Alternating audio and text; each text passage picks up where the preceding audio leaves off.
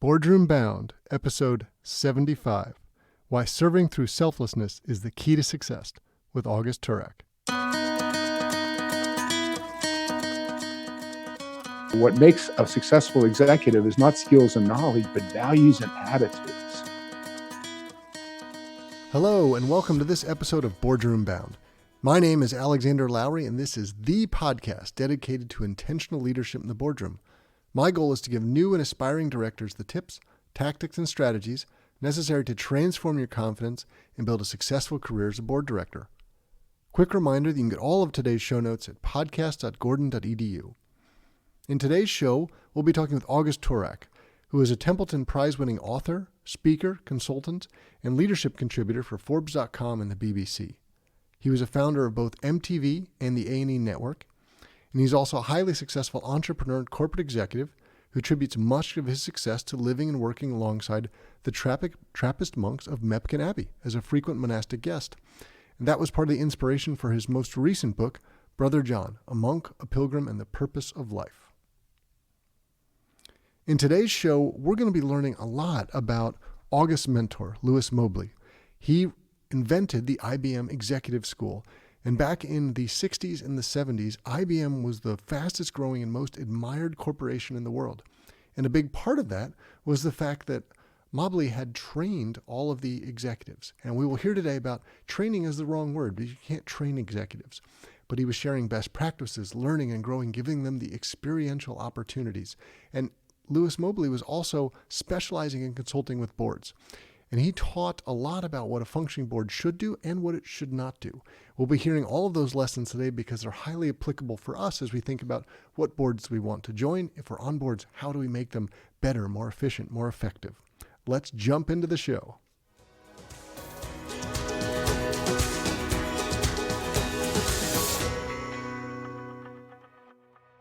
August Turak, welcome to the Boardroom Bound podcast. Hey, thanks for having me on it.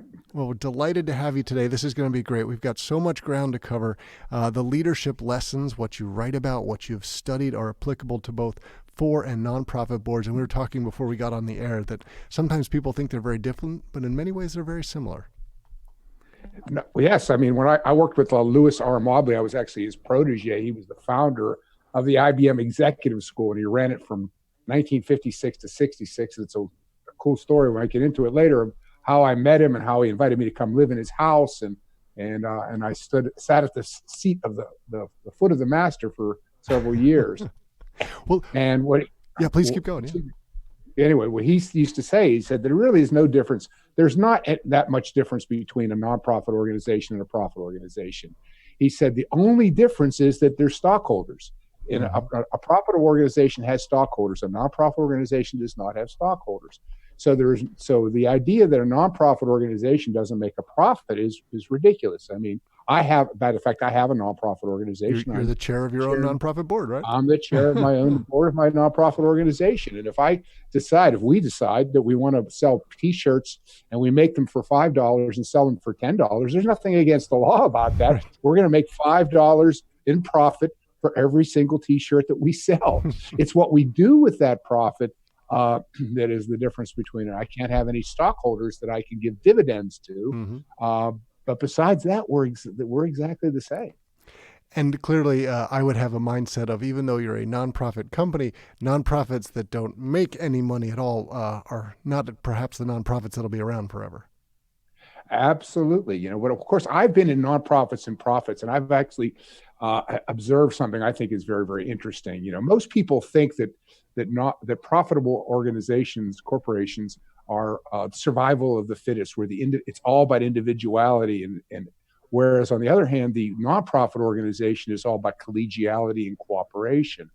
What I have found that when a corporation goes bad, it's because it becomes too much. It becomes too much about collegiality, in the sense that it becomes like an anthill where individuals don't matter at all. The only thing that matters is the good of the anthill. So people become expendable. The individual doesn't matter at all. But what happens when a nonprofit organization goes bad is that individuals become too important, employees in particular become too important to the organization. So it becomes where everybody becomes like the heckler's veto. We're so determined to be collegial and have consensus on every decision. One person putting up their hands and saying, I don't like this, it slows the whole organization down. So actually, the nonprofit organization goes bad because of an emphasis on individuality, whereas the corporation goes bad when it does not respect the individual.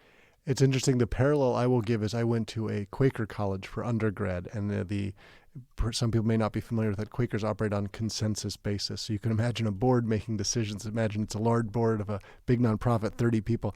It'd be pretty hard to get consensus from a lot of people like that. So I think that might be some of the examples that you're talking about. Absolutely. Absolutely. Well, I would love to unpack this a bit. And one of the things I was really excited to talk about today was the IBM Executive School. And let's give a little context. I think when some people think of IBM today, we've seen the new logo with the different images in place of two of the letters. And it's not the IBM of old. And IBM back in the day was this behemoth. And it was one of the most amazing corporations in the world, I would say, in the 60s and 70s. And Mobley's school was a big part of that, right? So he was basically, his students were turning IBM into probably the fastest growing and most admired corporation in the world at that time. And I would love for you to share more about that and the lessons learned and how that applied to a lot of boards. Absolutely. I mean, in the 1960s and 70s, IBM was absolutely the gold standard, and they were the ones that were inventing all the new kinds of management techniques and things like that everybody in the world was emulating. Of course, later on in the 1990s, Jack Welch's GE became the kind of same type of thing. But Mobley said that, he was called into Tom Watson Jr.'s office one day. He had pioneered in the late 40s, he started helping them to put together a supervisor training program. You have to understand that back in this era, the whole idea that leaders could be made rather than born, or anybody, even managers or supervisors, was all fresh stuff. So they put together the original supervisor training. It went really well. So then they moved to middle management training. It went really well. So then Lou was called into Tom Watson's Junior's office, and he said, "Listen, we're growing so fast that we can't possibly produce. We can't hire all the leaders we need. So you need to come up with an executive school. And here's a blank check." And they bought the I love Long blank Island checks. I've never gotten one of those. I wouldn't mind. Yeah, neither have I, but he got one. And they bought the Guggenheim estate on Sands Point, Long Island, and the idea was to turn it into a perfect 12-week program. He said, but the interesting thing that happened, of course, it was more of a crisis than interesting at the time, was they almost completely failed.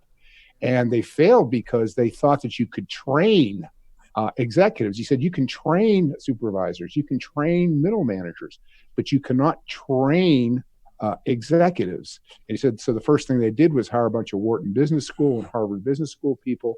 And they came in and it fell flat on its face. And then, so out of desperation, he got together with GE and DuPont, and they threw money in a hat and they hired the Educational Testing Service, who still does the SAT scores to this day. And they asked him, hey, tell us what we're doing wrong and tell us what we've got to do right. And so they decided that what they could do is they could test all these successful executives, and they would come up with a train to the test program once they knew what the answer was. And he said the Educational Testing Service came back to them several months later and said, here, we want to give you your money back. Because the only thing that we can identify about successful executives is they're not alike. Right. They're completely unique and they're completely individualistic. And so you can't train to the test. And so what Mobley then, out of desperation, he said he finally had this epiphany or breakthrough. He realized that what makes a successful executive is not skills and knowledge, but values and attitudes. Okay. And values and attitudes cannot be trained for. You don't train people that way. So he said what the IBM Executive School had to become experiential learning. He said it became 12 weeks of mind-blowing experiences of what he called differentiation. Most of education that we think of education starting out with children is acculturation. We learn to become like everybody else. Hopefully, everybody else in a good way. So, example, you learn that when I reach out with my hand, with my right hand, I want to shake yours because it's friendship, right. And we both agree with that, and everybody in the society knows that. So we're acculturated to be more or less the same. He said, but when he realized what the Educational Testing Service, now I have to go the other way, divergently or differentiation education of differentiation. And he said that became 12 weeks of experiential learning, which was designed to blow. He said, it was designed to blow people's minds. That's what I had to do. He said he said, I had to produce a revolution in consciousness.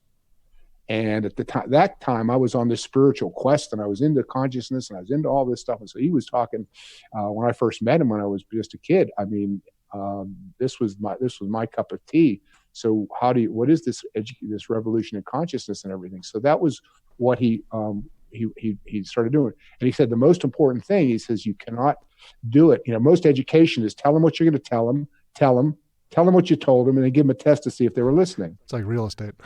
Yeah, he says you can't create executives that way. He said what you have to do is you have to, and so it had to be all.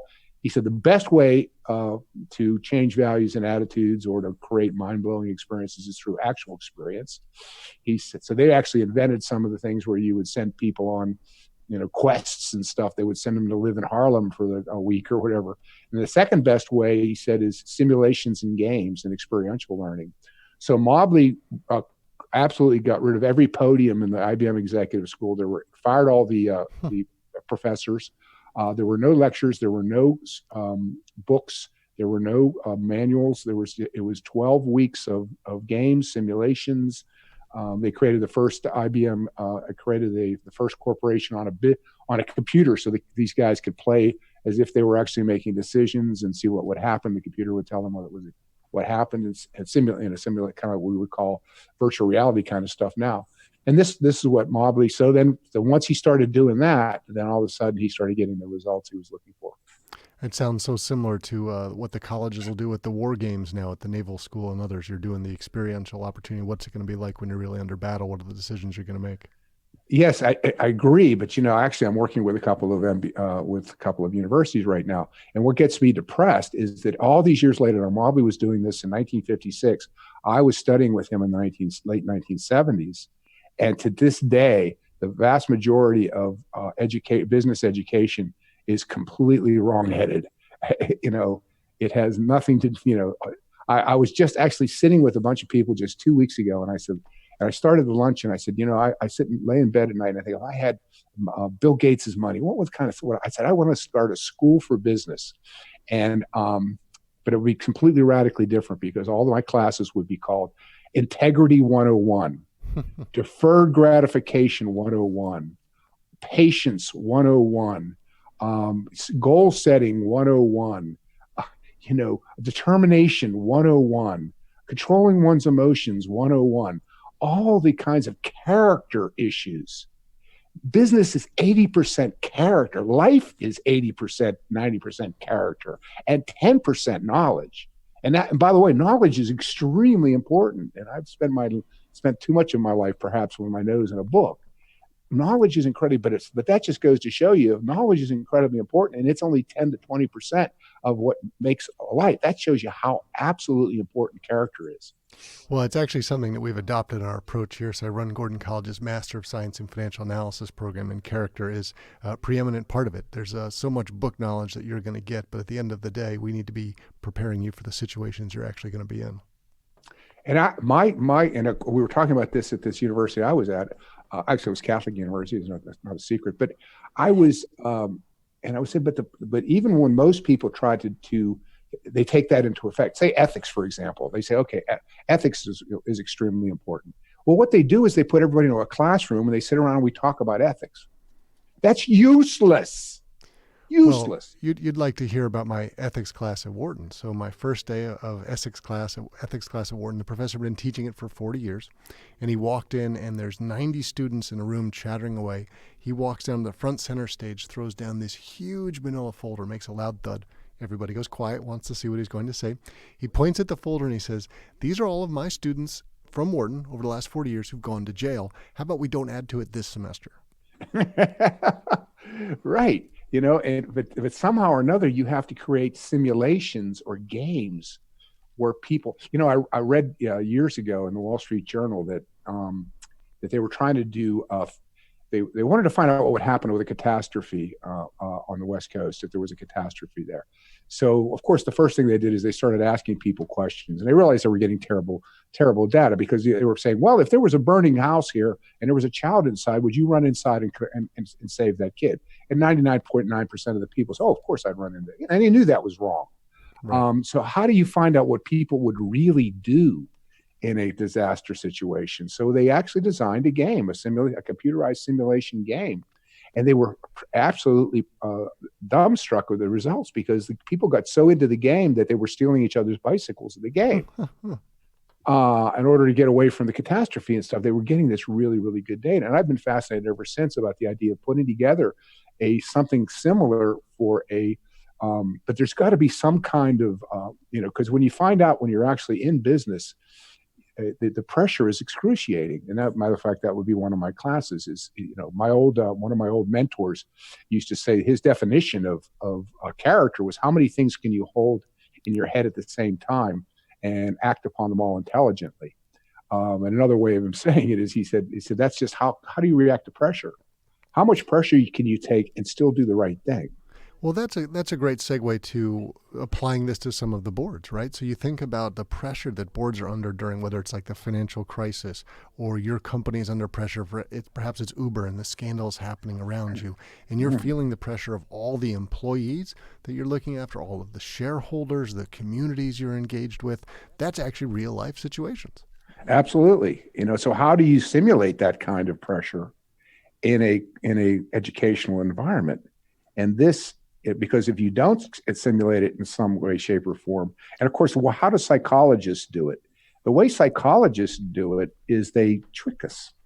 There's a great, read years ago, there's supposedly a great experiment for telling who's going to be a good leader, who's not. So what it is you get a bunch of volunteers and you tell them, you lie through your teeth, and you tell them that what you're going to do is you just have to fill out the survey and we're going to give you $50. So the person comes in and there's a guy in a white lab coat and he's got what looks like a survey, and he has you sit down, and just as he's going to begin asking you these questions, the phone rings and he says, oh, excuse me for a second. I have to go do something. I'll be right back. Well, he never comes back.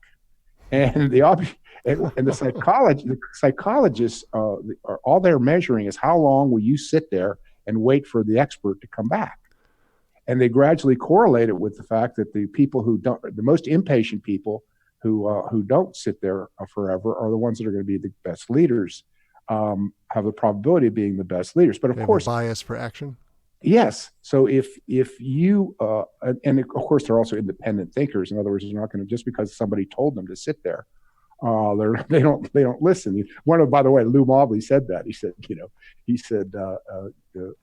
executives in general. He said one of the problems. He said one of the reason why they're so great is they're untrainable, because they don't listen to other people. They listen to their own inner self. They have confidence. They have that inner self-confidence. But they've seen success along the way in their career, and that steered them correctly. So they probably had a reinforcing technique saying that this is what is a good part of what you're doing.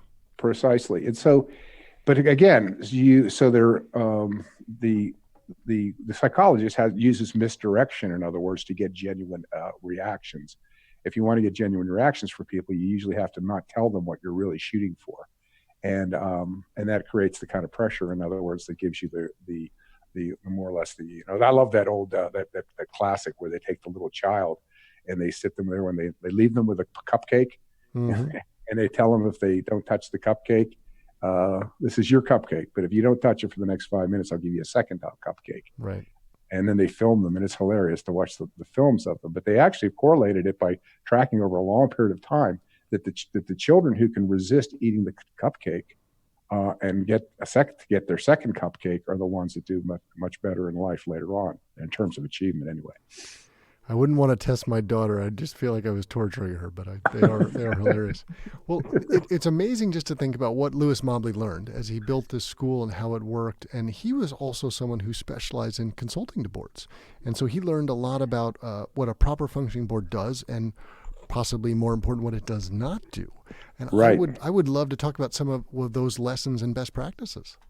Well, he said the easiest way, the first demarcation, he said, is that boards end up undermining management. because what they want to do is get into the decision-making process. And so they want to second guess every decisions, and they end up trying to manage the corporation by proxy. And you know what? It's so funny. I think the hardest thing for someone who becomes a new board member is to learn that you've got to be noses in, fingers out. That's not what got you to the top C-level suite. Exactly, and it's not, and that's not your job. Your job is not to try and manage the company from afar. But what the board does is the board sets policy and strategic direction. And most importantly, at least to my mind, because of the work that I do now especially, is the value system of the organization. Mm-hmm. And the mission and the value system. I mean, Mobley was, in my book, I have a book, Business Secrets of the Trappist Monks, that I did with Columbia Business School. And I talk about it constantly. Mission is so important. And Mobley used to be just so, this was, again, 1979, 78, when he was so beside himself. It's even worse now. He'd say, yeah, and we finally convinced everybody to do a mission statement. And then everybody writes it, and then they stick it in the drawer. I mean, to me, it's, and I've done this, by the way, and it's a credit. I've been with corporations as a consultant. We help them write the mission and the vision, and unless you're putting it in etched in marble and where it's permanent in a lobby, you maybe give it on a business card to all your employees. They stick it in their wallet, and you move on to the next task. Absolutely, and I said it, and to me, I've actually done this. I've walked with executives in an organization around, and I've talked to them. There'll be a middle manager there. I said, "What's the mission of this corporation?" How many people, when you're walking around, how many people could tell you that? You know, I gave a talk to a bunch of grad students in an MBA program just a couple of weeks ago, and I said, leadership. I said, what is the job of leadership? Leadership is to create, the number one task of leadership is to create the mission and purpose that other people can buy into, articulate it. To create it and articulate it so that other people find it worth sacrificing for, worth coming together for, worth committing to. So that you get the passionate kind of commitment to the mission. And I said to them, I said, who's going to be the most important follower you ever have? And first of all, I asked them if they wanted to be leaders. Of course, they all did. And I said, well, who's going to be your most important follower?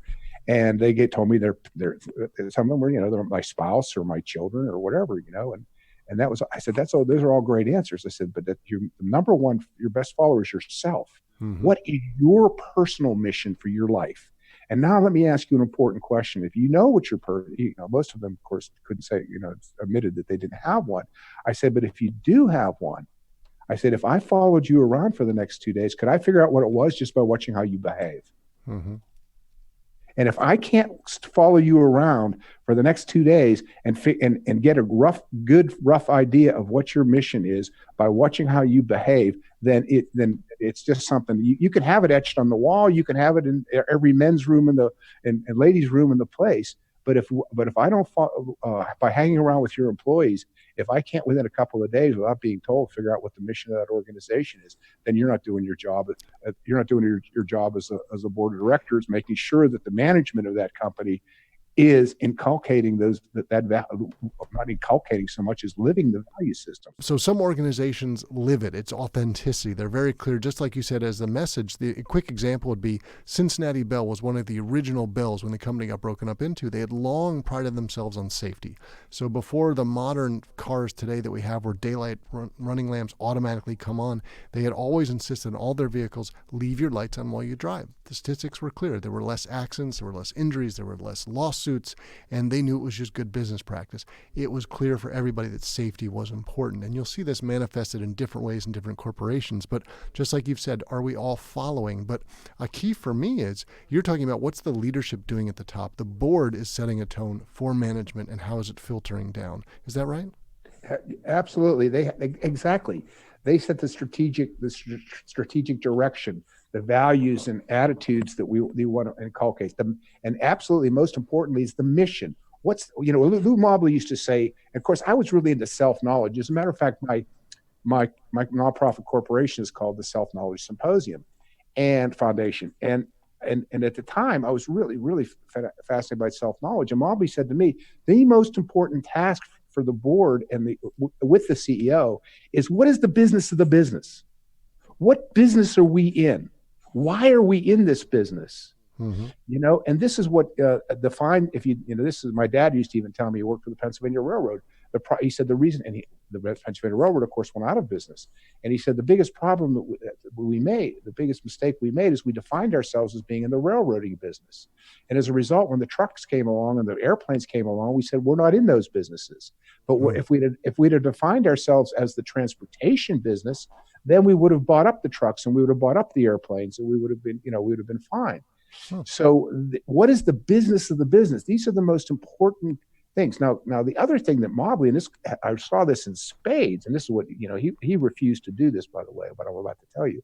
But when he got in, everybody loved Mobley. I'd take him in to meet these people. Oh my God, yes. Oh, so what we need you to do is we want you to go take care of our people. In other words, they're like the people, everybody else needs a psychiatrist, but I don't. So it has to start. Well, I'm never the problem. It's somebody else. Exactly. So Mobley, go do work with our people. And then when you went to work with the people, what would they say? They'd say, oh, wow, this is fantastic stuff. We really appreciate it. But you're talking to the wrong people. It's the guys in the C-suites and the guys on the board of directors that need to hear this. They're the ones that aren't living the life. They're the ones that aren't living the value system. So it starts with that guy in the mirror. Are we really, and I was very, to this day, it's extremely important to me, the people that are on our board and the boards that I'm willing to be on I'm actually, I'm thinking, I've been invited just recently to be on a board. To these people, I encapsulate what I believe in, and can I live the life among these people, or is these going to be people that are just going to be paying lip service to goody two shoes kinds of things? Now, actually, this would be really interesting to dig into a little bit, because a cultural fit is an essential part of a board. And we know that it's a small group of people that doesn't meet very often. You have a lot of work you have to do. You have to make sure that you're on the same page. And it would be really helpful. Maybe you can answer this from both sides. You have a board of your company. You've been on multiple boards. When you're finding a new member, how do you make sure they're the right fit? In the same way, like you just got invited to a new board, how do you make sure that you're a cultural fit, or the board fits your cultural approach? How do you go about doing those two things? Well, it's an awful lot like, how do you hire somebody for a job? I mean, hopefully first and foremost, the best hires I've ever made are people I've already known 20 years, and I hire them. And I've worked next to them. I've know them. I've seen them in all kinds of different contexts. Most importantly, as my old business partner used to say, Augie, you never know anybody until you've been to war with them. Until you've been under pressure with them and seen how they react. And of course, that's why board roles are usually filled by someone in your network, because you can vouch for them. Exactly. And then, of course, the next thing is all you can do is just do the same kinds of due diligence that you would do on any other type of area that that you're going to be working in. The thing that I am, that my whole book and my whole work is about, my business secret books and everything, Business Secrets of the Trappist Monk's book, is that I'm all about selflessness. And that the whole idea is that, Lou Mobley said another thing. He said, the purpose of a business is not to make a profit. He said the purpose of a corporation is to live, whether it's a nonprofit or a profit, is to live out its mission and accomplish its mission. The profit is the way you measure whether you're getting anywhere or not. Mm-hmm. Profit is the measuring stick, not the goal, not the objective. And I constantly say, the people think that the task of, people want to become leaders. Why? Because that'll help me get promoted and I'll make more money. And I keep saying no. The task of the leadership is to get other people promoted. My job as a leader is to get you promoted, not me promoted. But ironically, the better job I do of getting you promoted, the faster I get promoted. Right. I came up through sales, for example, and I was actually privileged to be on the cover of Selling magazine at one point, so I was pretty good at it. And I always tell people, every great salesman knows that the more he forgets about himself, forgets about his commissions, forgets about his own product even, and fanatically focuses on helping his customer, selflessly helping his customer, the commissions take care of themselves. Sure. So corporations that are the same way, focus on the customer, forget about yourself, and things will take care of themselves. So but if we take that for a second, and if we pivot that just slightly, because I'm agreeing with you, it's all about serving others. But our audience is probably also thinking, well, that's great, but if I want to get onto a board and I want to be on say someday a public company corporation, and I want to be a paid director, If I'm promoting other people up, how does that translate to me? Don't I have to do a little bit of self-promotion? How would you speak to that group? I would tell them, number one, read my book, Business Secrets of the Trappist Monks, because I taught this is exactly what I deal with head on. And then I show people how I built my own business from $2,500. There were four of us. We started with $2,500 in a business plan for my partner, which was, we don't have a business plan, but we're smart guys. We're going to figure out, we'll figure out something to do. And the very first thing that we did, I said, and I say it in my book, I said, we didn't know what we were going to do, but we did know who we wanted to be. So the very first thing we did was kind of like Orson Welles does in Citizen Kane. We sat down and we'd actually even on the back of an envelope, we wrote down the value system that we were going to live. And then I chronicle in that book how I use Trappist business, Trappist monks and their selfless service model of business. Because the Trappists have been for 1,000 years, they've been building these incredibly successful businesses with these incredibly successful brands. People line up for miles in Europe to buy Trappist beer, and you only get to get by. And you can only, it's wonderful, yeah. And you can only buy 2 cases. They'll only let you have 2 cases, and the cars are parked for miles. And they've been doing this for 1,000 years. And guess what? They don't give a darn about business. They don't ever talk about business. They're always talking about service. So the fact of the matter is that if you're trying to get on a board of directors because you want to put a check mark on your resume, if you want to get on a board of directors because you like to make the $250,000 a year they pay the board of directors, if you're trying to get on the board of directors because you want to impress this girl that you're going out with, then you shouldn't be on that board. I don't want you on my board of directors. I think that is a great way to start to wrap up the conversation today, right? It's the mentality that you're bringing, the approach that you're taking, the values that you're bringing to an organization. And it is a lot like dating, right? You're going to have to find the right fit and very clearly good expectations about what you should be doing and how you should be going about it. I'm wondering if you have any parting advice for new and aspiring board members. Well, I think the first and foremost is listen. Listen, and listen. I mean, if you're going to be a really good board member, believe me, I have lived through, anybody who's been doing this for a while, I mean, you've seen most boards are terrible. Come on, let's be honest. Most boards are terrible. And I would say they're always looking for new good talent. That's the way I'll phrase it. Yes. And, and I hope my own board members aren't listening to this, but most people get on boards. They're not really interested in the business. They're not really that interested. They're getting on the board for all the reasons that we just enumerated that I don't like. So ask yourself, why am I getting onto this board? And then the reason I said listen is you have to be willing to immerse yourself in the goals and objectives and mission and all the stuff of this this business or of this nonprofit, so that you can be helpful. And then the final thing that I always tell people, which is really the symbol of everything that I'm doing with my books is it's in your own self-interest to forget your self-interest.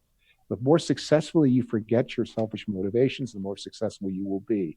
So, the board of directors, the job of a board of director is to serve. We even say that, right? You serve as a board of director. You serve. It's not about you. That's right. I like that, and I think that is a great way to wrap up the conversation today. And August, thank you so much for being a part of the Boardroom Bound podcast. And what is the best way for our audience to connect with you? Well, I'm a leadership contributor on Forbes.com. First of all, my name is August Turak. It's August like the month. Turak, T as in Tom, Urak. So you can find a lot of articles actually about Lewis Mobley, and he shows up in a lot of my articles on Forbes. You can find me on Facebook. I chime in on Facebook and LinkedIn a lot. And then finally, I have a website, augustturak.com. Again, that's August like the month, Turak, T as in Tom, Urak, one word, augustturak.com. Well, we will make sure we have links in the show notes, that information. And we were delighted to have you on the podcast today. Thank you for sharing your insights and helping all of us be boardroom bound. Thank you so much. That's it for this episode of Boardroom Bound. I really enjoyed chatting with August Turak. He shared all of what we've learned from the IBM Executive School, from helping make one of the most amazing corporations in the world of the 60s and 70s, and what we learned from that for boards. That it's all about setting the values and the attitudes for the rest of the organization to follow. You need to set the mission. You need to live the mission. People need to understand the mission from you. If you can do that, you can be successful. If you can't, these odds are stacked against you. Now remember to head over to podcast.gordon.edu where you can get links to all of today's resources. And if you've enjoyed this episode, please take 30 seconds to leave a review on iTunes. Reviews on iTunes are one of the best ways to get word out about this podcast. So thanks for joining me on this episode of the show. I can't wait to share more stories and strategies from brilliant business minds with you again next week. Remember to keep tuning in to be Boardroom Bound.